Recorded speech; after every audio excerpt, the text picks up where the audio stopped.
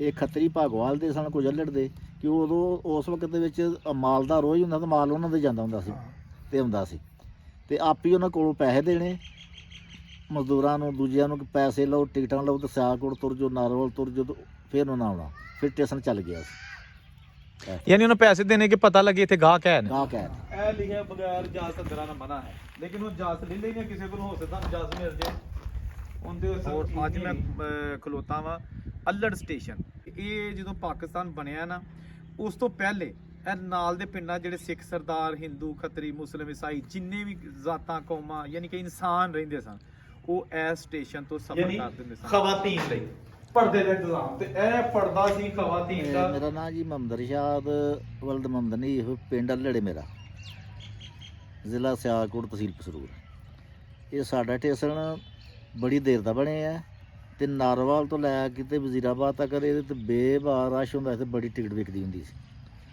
ਜਦੋਂ ਸਦਰ ਅਯੂਬ ਦੀ ਹੁਕੂਮਤ ਸੀ ਉਦੋਂ ਕਾਲੇ ਇੰਜਣ ਚੱਲਦੇ ਹੁੰਦੇ ਸਨ ਬਾਅਦ ਚ ਆ ਕੇ ਤੇ ਭੱਟੋ ਦੇ ਵਕਤ ਚ ਬੇਨਜ਼ੀਰ ਦੇ ਵਕਤ ਵਿੱਚ ਹੀ ਗੱਡੀਆਂ 4 ਵੱਧ ਗਈਆਂ ਸਨ 20 ਗੱਡੀਆਂ ਚੱਲਦੀਆਂ ਸਨ 10 ਉੱਧਰੋਂ 10 ਉੱਧਰੋਂ ਲਾਹੌਰ ਤੋਂ ਪਿੰਡੀ ਹੁਣ ਜਦੋਂ ਦਾ ਵਕਤ ਇਹਦੇ ਨਵਾਜ਼ ਸ਼ਰੀਫ ਕਾ ਆਇਆ ਇਹਨਾਂ ਨੇ ਜੋ ਲੈਣ ਸ਼ੈਣ ਸਾਰੀ ਪੁੱਟ ਕੇ ਖਛੜੀ ਸਟੇਸ਼ਨ ਸਾਰੇ ਤਬਾਹ ਕਰ ਛੱਡੇ ਨੇ ਇੱਥੇ ਕੋਈ ਗੱਡੀ ਨਹੀਂ ਖਲੋਂਦੀ 2 ਗੱਡੀਆਂ ਚੱਲਦੀਆਂ ਨੇ ਇੱਕ ਸੁਪਰ ਲਾਹੌਰ ਤੋਂ ਵਾਪਸ ਆਉਂਦੀ ਹੈ ਤੇ ਇੱਕ ਚੱਲ ਕੇ ਲਾਮਾ ਕਬਾਲ ਤੇ ਕਰਾਚੀ ਚਲੀ ਜਾਂਦੀ ਹੈ ਇਸ ਵਕਤ ਇਹ ਹਾਲਤ ਹੈ ਸਟੇਸ਼ਨ ਦੀ ਤੇ ਇਹ ਚਾਚਾ ਜੀ ਜਦੋਂ ਸਟੇਸ਼ਨ ਬਣਿਆ ਤੇ ਇਹ ਜਦੋਂ ਲਾਈਨ ਪਈ ਉਸ ਤੋਂ ਬਾਅਦ ਚ ਬਣਿਆ ਜਾਂ ਕਿਸ ਤਰ੍ਹਾਂ ਬਣਿਆ ਥੋੜਾ ਦੱਸ ਦਿਓ ਵਾਕਿਆ ਬਾਅਦ ਸਟੇਸ਼ਨ ਬਾਅਦ ਚ ਬਣਿਆ ਗੁੰਨਾ ਤੇ ਚਿਵੰਡਾ ਬਣੇ ਸਨ ਤੇ ਇਹ ਬਾਅਦ ਚ ਬਣਿਆ ਉਹਨਾਂ ਦਾ ਤੇ ਇਹ ਖੱਤਰੀਆਂ ਨੇ ਕੋਈ ਹੱਥ ਪਵਾਇਆ ਸੀ ਇਹ ਪੁਆਏ ਖੱਤਰੀਆਂ ਸੀ ਇਹ ਖੱਤਰੀ ਭਾਗਵਾਲ ਦੇ ਸਨ ਕੁਝ ਅੱਲੜ ਦੇ ਕਿ ਉਦੋਂ ਉਸ ਵਕਤ ਦੇ ਵਿੱਚ ਮਾਲ ਦਾ ਰੋਜ਼ ਹੁੰਦਾ ਤਾਂ ਮਾਲ ਉਹਨਾਂ ਦੇ ਜਾਂਦਾ ਹੁੰਦਾ ਸੀ ਤੇ ਆਉਂਦਾ ਸੀ ਤੇ ਆਪ ਹੀ ਉਹਨਾਂ ਕੋਲੋਂ ਪੈਸੇ ਦੇਣੇ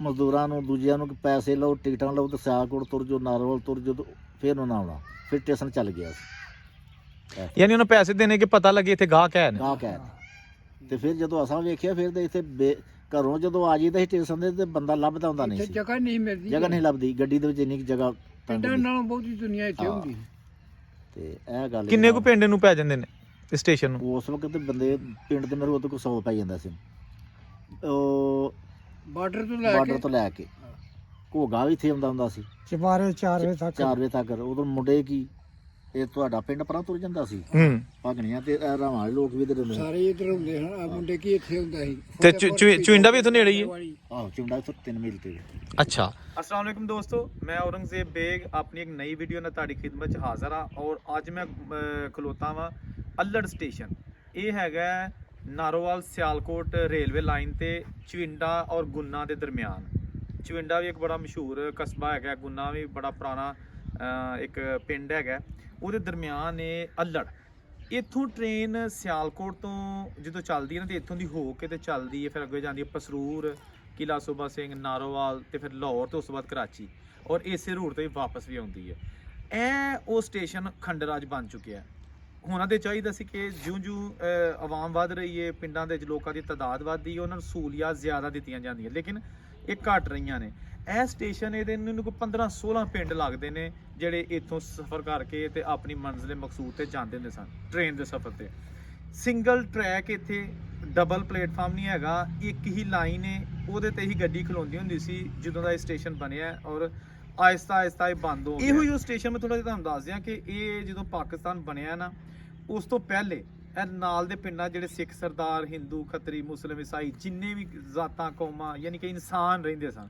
ਉਹ ਇਸ ਸਟੇਸ਼ਨ ਤੋਂ ਸਫ਼ਰ ਕਰਦੇ ਹੁੰਦੇ ਸਨ ਇਹ ਆਖਰੀ ਵਾਹਦ ਜ਼ਰੀਆ ਸੀ ਉਹਨਾਂ ਦਾ ਕਿਉਂਕਿ ਉਦੋਂ ਟਰਾਂਸਪੋਰਟ ਨਹੀਂ ਸੀ ਹੁੰਦੀ ਬੱਸਾਂ ਲਾਰੀਆਂ ਦਾ ਦੌਰ ਨਹੀਂ ਸੀ ਹੁੰਦਾ ਤੇ ਸਾਨੂੰ ਕਈਆਂ ਬਜ਼ੁਰਗਾਂ ਦੱਸਿਆ ਕਿ ਅਸੀਂ ਇਸ ਸਟੇਸ਼ਨ ਤੇ ਆ ਕੇ ਅੱਲੜ ਦੇ ਸਟੇਸ਼ਨ ਤੇ ਫਿਰ ਅਸੀਂ ਆਪਣੇ ਮੰਜ਼ਿਲ ਮਕਸੂਦ ਤੱਕ ਜਾਂਦੇ ਹੁੰਦੇ ਸਾਂ ਈਵਨ ਕਿ ਜਦੋਂ ਵੰਡ ਹੋਈ ਹੈ 1947 ਦੇ ਵਿੱਚ ਉਦੋਂ ਵੀ ਇਹ ਸਟੇਸ਼ਨ ਤੋਂ ਟ੍ਰੇਨ ਦੇ ਵਿੱਚ ਬਹਿ ਕੇ ਨਾ ਤੇ ਜਿਹੜੇ ਭਾਰਤ ਜਾਣ ਦੇ ਖੁਆਇਸ਼ਮੰਦ ਇਨਸਾਨ ਸਨ ਉਹ ਇੱਥੋਂ ਬਹਿ ਕੇ ਤੇ ਫਿਰ ਇੱਥੋਂ ਨਾਰੋਵਾਲ ਤੇ ਫਿਰ ਜੱਸੜ ਤੋਂ ਭਰਾ ਡੇਰਾ ਬਾਬਾ ਨਾਨਕ ਰਾਵੀ ਦਾ ਪੁਲ ਕ੍ਰਾਸ ਕਰ ਗਏ ਸਨ ਇਹ ਸਟੇਸ਼ਨ ਬੜਾ ਤਾਰੀਖੀ ਅਹਿਮੀਅਤ ਦਾ ਹਾਮਲ ਹੈ ਪਾਕਿਸਤਾਨ ਦੀ ਹਿਸਟਰੀ ਹੋਈ ਜਾਂ ਪਾਕਿਸਤਾਨ ਤੋਂ ਪਹਿਲੇ ਅੰਗਰੇਜ਼ ਦੌਰ ਦੀ ਅੰਗਰੇਜ਼ ਦੌਰ ਦਾ ਬੜਾ ਸਟੇਸ਼ਨ ਹੈ ਦੇਖ ਲਓ ਤੁਸੀਂ ਅੱਜ ਇਹਦੀ ਬਿਲਡਿੰਗ ਕਿਸ ਤਰ੍ਹਾਂ ਦੀ ਬਿਲਕੁਲ ਇੱਕ ਐਸਾ ਜੇ ਖੰਡਰ ਨਹੀਂ ਹੈਗਾ ਤੇ ਇਹ ਜਿਹੜਾ ਥੰਮ ਲੱਗਿਆ ਨਾ ਇਹਦੇ ਨਾਲ ਉਹਨਾਂ ਟੰਗੀ ਹੁੰਦੀ ਸੀ ਟੱਲੀ ਇਹ ਕੋ ਟੱਲੀ ਇੱਥੇ ਟੰਗੀ ਹੁੰਦੀ ਸੀ ਔਰ ਇਹ ਵੀ ਇੱਕ ਜਿਹੜਾ ਨਾ ਉਹ ਗਾਡਰ ਹੀ ਰਹਿ ਗਿਆ ਤੇ ਮੈਂ ਹੁਣ ਤੁਹਾਨੂੰ ਇਹਦੇ ਅੰਦਰ ਦੇ ਹਿੱਸੇ ਵਿਖਾਲਣਾ ਔਰ ਵੇਖਦੇ ਆ ਕਿ ਅੰਦਰ ਜਿਹੜਾ ਨਾ ਉਹ ਕੀ ਹੈਗਾ। ਇਹ ਦੇਖੋ, ਇਹ ਜਨਾਬ ਦਫ਼ਤਰ ਸਟੇਸ਼ਨ ਮਾਸਟਰ ਅੱਲੜ ਲਿਖਿਆ,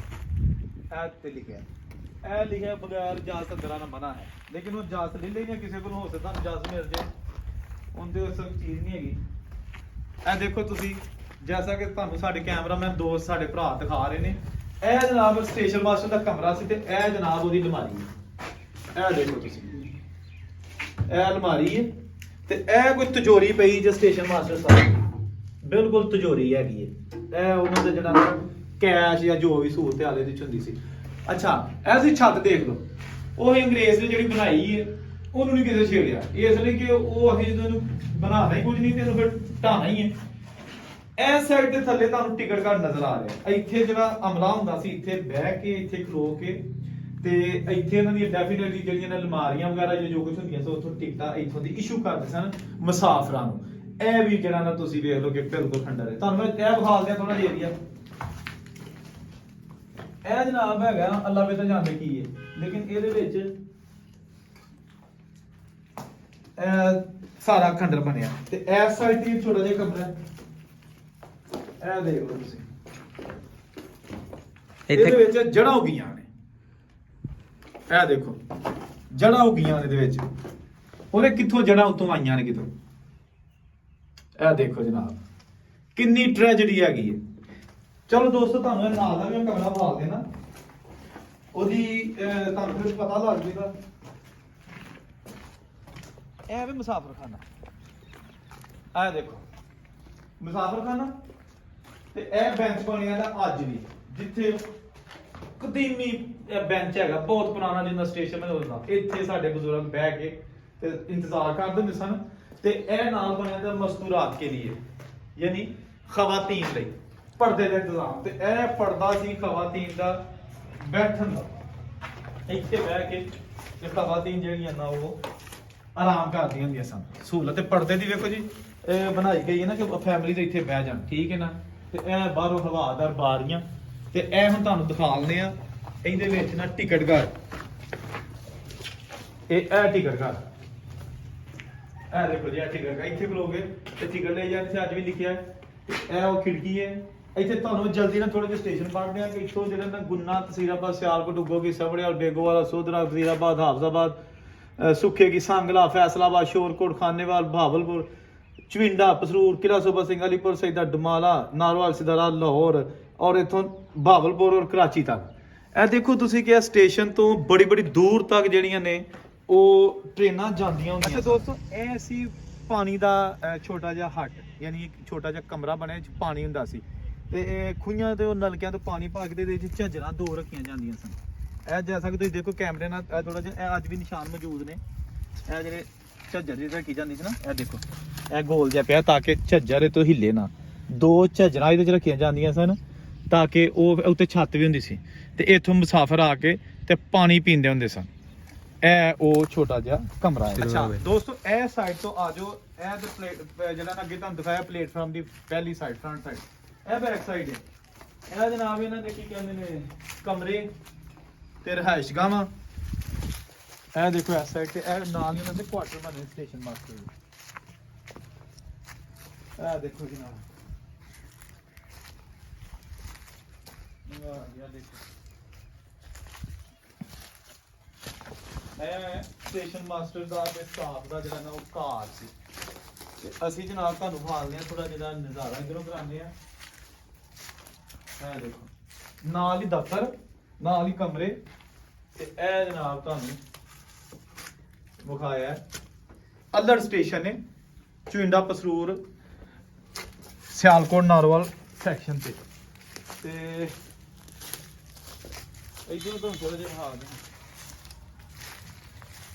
ਇਹ ਦੇਖੋ ਜੀ, ਇਹ ਤੁਸੀਂ ਬਾਹਰ ਨੂੰ ਮੁਸਾਫਰ ਖਾਨੇ ਵਾਲੀ ਸਾਈਡ ਨੇ। ਇਧਰ ਨਿਕਲ ਅੱਲੜ ਸਟੇਸ਼ਨ ਦੀ ਇਹ ਐਂਟਰੈਂਸ ਹੈਗੀ ਹੈ ਮੁਸਾਫਰਾਂ ਵਾਸਤੇ। ਯਾਨੀ ਟ੍ਰੇਨ ਜਦੋਂ ਇੱਥੇ ਆ ਕੇ ਖੜੀ ਹੁੰਦੀ ਸੀ ਤੇ ਇਧਰ ਨੂੰ ਜਿਹੜੇ ਨੇ ਮੁਸਾਫਰ ਅੰਦਰ ਜਾਂਦੇ ਹੁੰਦੇ ਸਨ, ਇੱਥੋਂ ਹੀ ਬਾਹਰ ਨਿਕਲਦੇ ਹੁੰਦੇ ਸਨ। ਅੰਦਰ ਹੀ ਟਿਕਟ ਘਰ ਹੈ। ਤੇ ਇਹ ਜਨਾਬ ਤੁਹਾਨੂੰ ਵਿਖਾ ਲਿਆ ਅੱਲੜ ਦਾ ਸਟੇਸ਼ਨ।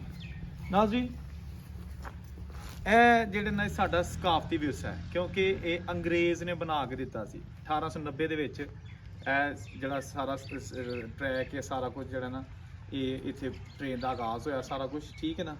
ਤੇ ਅੱਜ ਇਹ ਬਿਲਕੁਲ ਖਤਮ ਹੋ ਰਿਹਾ। ਬੜੀਆਂ ਯਾਦਾਂ ਇਸ ਸਟੇਸ਼ਨ ਦੇ ਨਾਲ ਨੇ। ਤੇ ਐਸੀ ਛੋਟੀ ਜਿਹੀ ਵੀਡੀਓ ਜਿਹਦੇ ਤੁਹਾਨੂੰ ਅੱਲੜ ਸਟੇਸ਼ਨ ਦਿਖਾ ਲਿਆ ਔਰ ਉਹਦੀ ਮੌਜੂਦਾ ਹਾਲਤ। ਉਮੀਦ ਹੈ ਤੁਹਾਨੂੰ ਵੀਡੀਓ ਅੱਛੀ ਲੱਗੀ ਹੋਏਗੀ। ਔਰ ਉਸ ਨੂੰ ਇਜਾਜ਼ਤ ਦਿਓ, ਰੱਬ ਰਾਖਾ।